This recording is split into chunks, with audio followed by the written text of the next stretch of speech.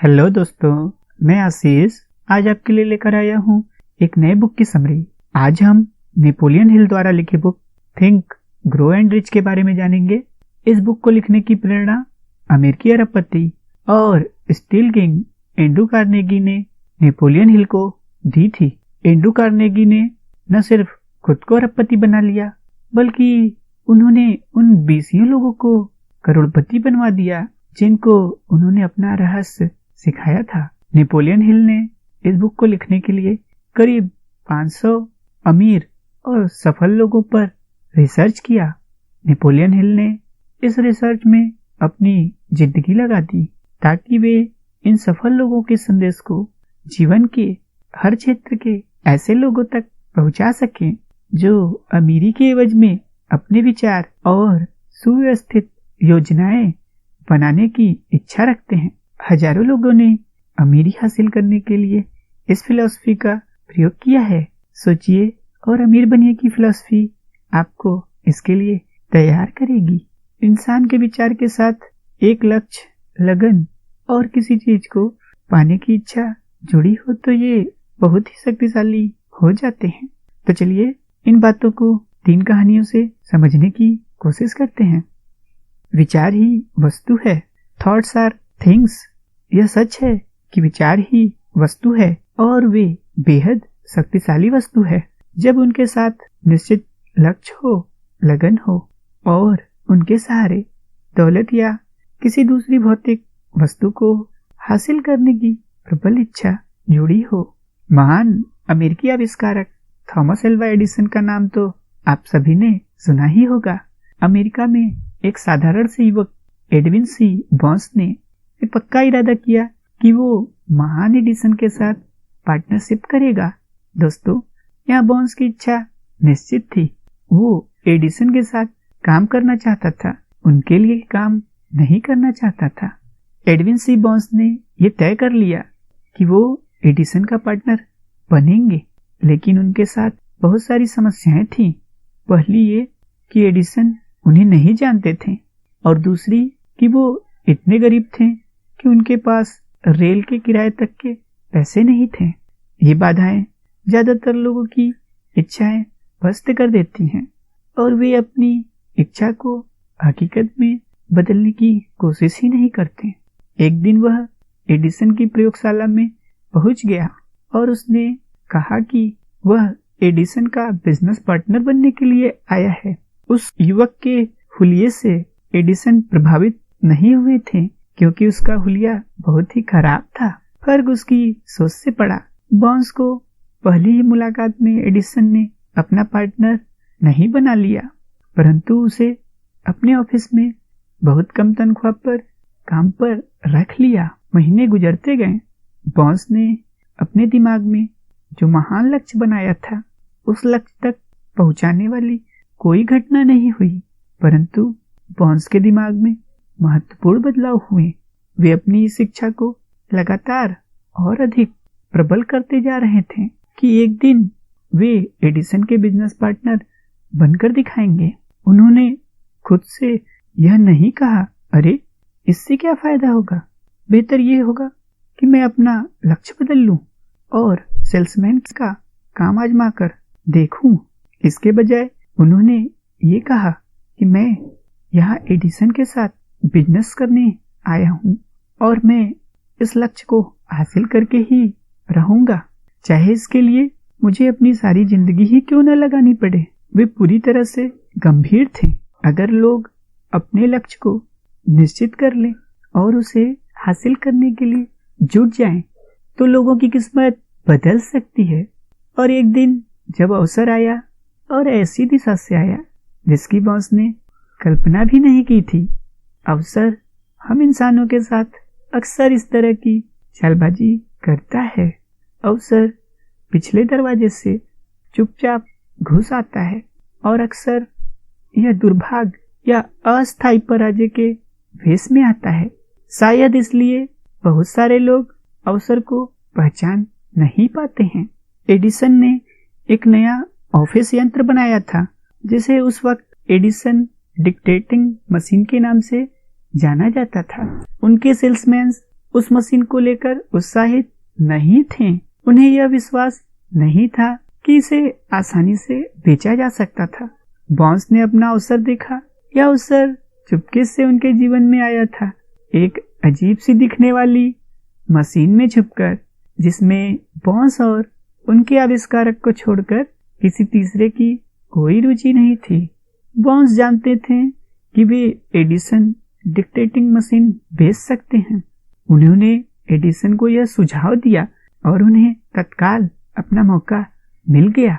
उन्होंने मशीनें बेची और इतनी सफलतापूर्वक बेची कि एडिसन ने उन्हें इस मशीन को पूरे देश में डिस्ट्रीब्यूट करने का और मार्केटिंग का कॉन्ट्रैक्ट दे दिया। इस बिजनेस सहयोग से बॉन्स ने ढेर सारा पैसा कमाया, परंतु उन्होंने इससे भी बड़ा काम कर दिखाया। उन्होंने यह साबित कर दिया कि इंसान सोचकर अमीर बन सकता है। बॉन्स ने महान एडिसन के साथ पार्टनरशिप की बात दिल से सोची। यह सोचकर वे दौलतमंद बन गए। उनके पास शुरुआत में कुछ भी नहीं था। उस वक्त तो वे इतना ही जानते थे कि वे क्या चाहते थे और उनमें अपनी मनचाही चीज हासिल होने तक डटे रहने का संकल्प था। सोने से 3 फीट दूर। असफलता का एक आम कारण यह है कि लोग अस्थायी पराजय के बाद मैदान छोड़ देते हैं। हर व्यक्ति कभी न कभी यह गलती जरूर करता है। आर.यू. डार्बी के एक अंकल गोल्ड रश के दौर में सोने की खोज के अभियान में जुट गए। वे खुदाई करने और अमीर बनने के लिए पश्चिम दिशा में गए। वे नहीं जानते थे कि धरती के नीचे जितना सोना छुपा है, उससे कहीं ज्यादा सोना इंसानों के विचारों में छुपा है। वे तो फावड़ा कुदाली लेकर जमीन के एक टुकड़े पर खुदाई करने में जुट गए।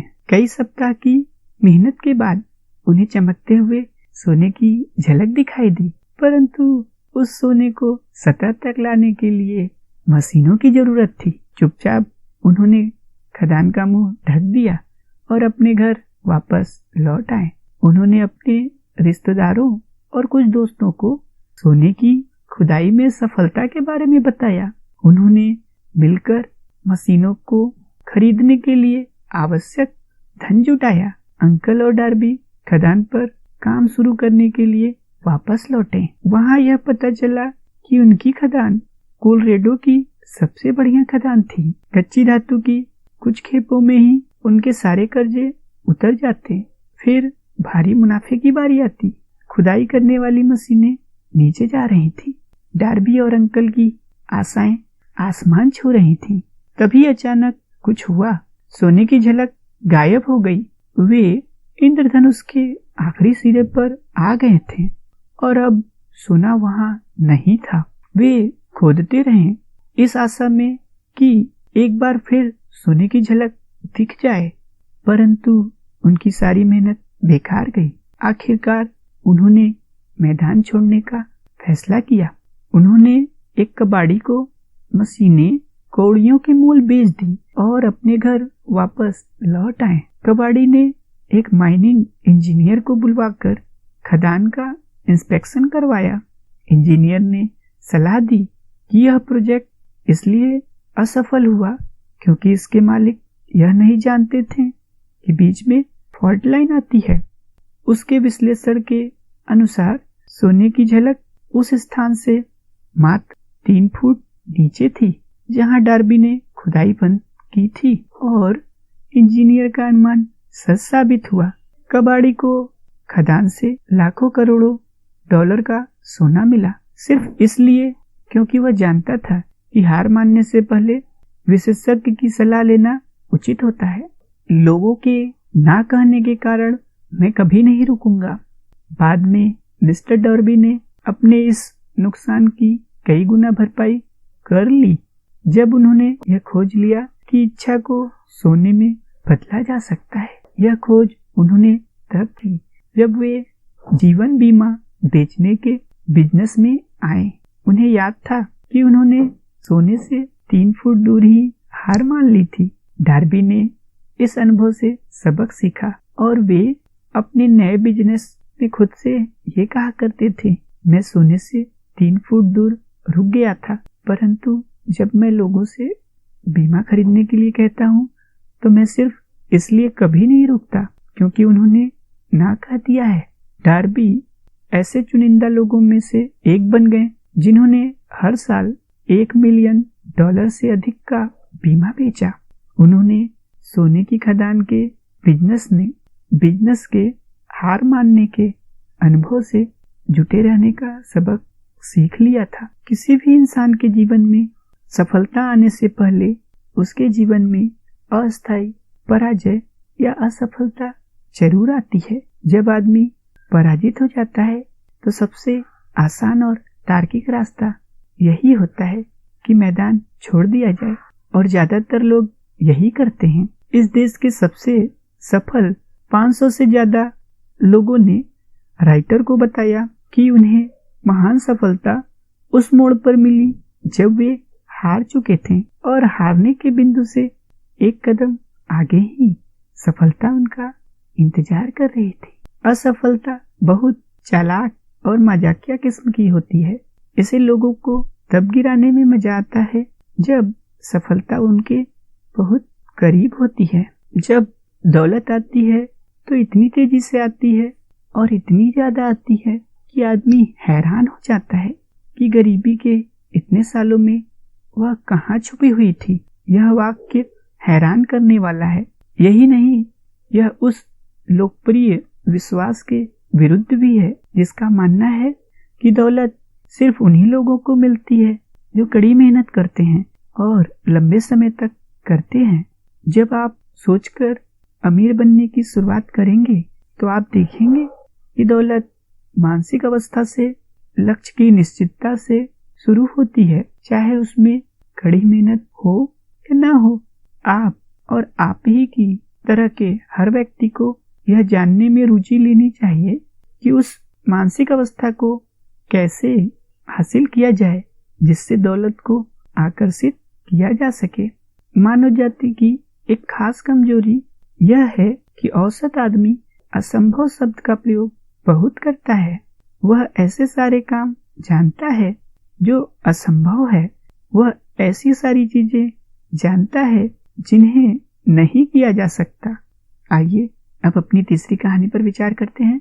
जब हेनरी फोर्ड ने अपनी प्रसिद्ध V8 मोटर बनाने का फैसला किया तो उन्होंने एक ऐसा इंजन बनाने का विकल्प चुना जिसके 8 सिलेंडर एक ही ब्लॉक में हो। उन्होंने अपने इंजीनियरों को ऐसा इंजन बनाने का निर्देश दिया। डिजाइन कागज पर आ गया, परंतु सभी इंजीनियरों का कहना था कि 8 सिलेंडर के इंजन ब्लॉक को एक ही टुकड़े में ढालना असंभव है। फोर्ड ने कहा, फिर भी आप इसे बनाओ, परंतु उन्होंने जवाब दिया, यह असंभव है, काम चालू कर दो। फोर्ड ने आदेश दिया और यह काम तब तक करते रहो जब तक तुम्हें इसमें सफलता न मिल जाए, चाहे इसमें कितना भी वक्त लगे। इंजीनियरों ने काम शुरू कर दिया। अगर वे फोर्ड की नौकरी में बने रहना चाहते थे तो उनके पास दूसरा कोई विकल्प भी नहीं था। 6 महीने गुजर गए परंतु कुछ भी नहीं हुआ। इसके बाद 6 महीने और गुजर गए, फिर भी कुछ नहीं हुआ। इंजीनियरों ने आदेश के पालन की हर संभव कोशिश की, परंतु वह काम उन्हें असंभव लग रहा था, जिसे किया जाना संभव नहीं था। 1 साल बाद फोर्ड ने इंजीनियरों को फिर बुलवाया और दोबारा उन्होंने वही बताया कि उनके आदेश को पूरा करने का कोई तरीका उन्हें नहीं सूझ रहा है। काम चालू रखो। फोर्ड ने कहा, मैं इसे चाहता हूँ और मैं इससे पाकर ही रहूंगा।